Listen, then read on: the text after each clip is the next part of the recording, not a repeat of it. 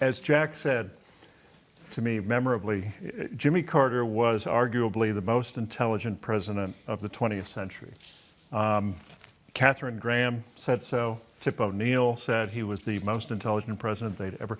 As Jack put it, he could consume amazing quantities of information and assimilate them and use them. But I was having a conversation with Brent Scowcroft at one point. Bush 41's amazing national security advisor, and he said, Zbig and I were talking one day, and Zbig said, I love this guy. I can give him a 50-page memo in the afternoon, and I get it back the next morning with notes in the margins on every page.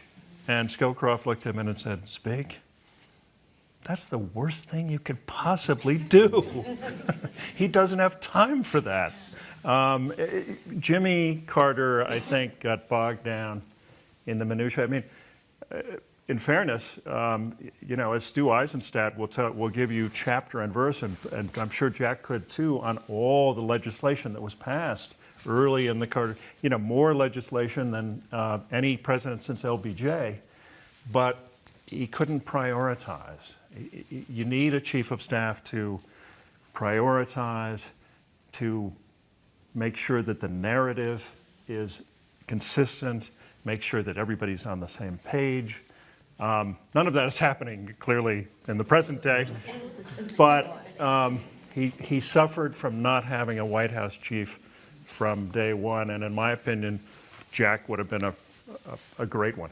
Well, one of the things, when you start out your book, you talk about what seems like just the most logical kind of meeting in advance of an administration taking office, and that's bringing former chiefs of staff together, and in this case, it was to get Rahm Emanuel.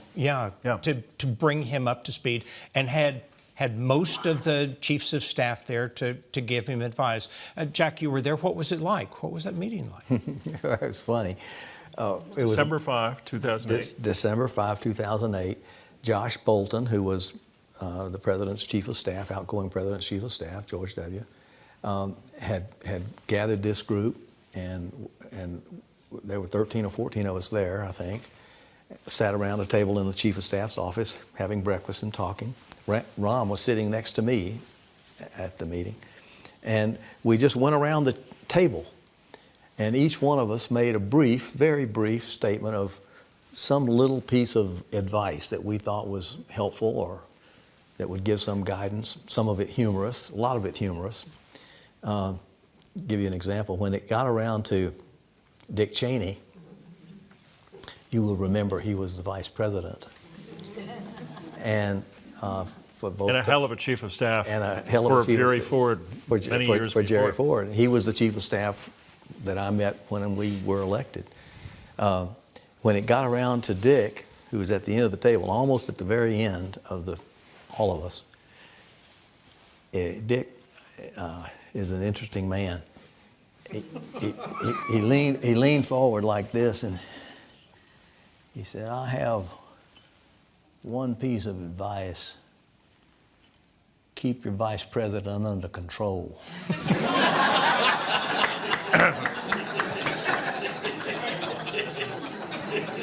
The other piece of advice I loved was Ken Duberstein's. Ken Duberstein was Reagan's final chief, and he's a great storyteller. Anyway, he looked very gravely at Rahm and said, never forget that when you open your mouth, it's not you who's speaking, but the President of the United States. To which Rahm said, oh, blank, and brought down the House.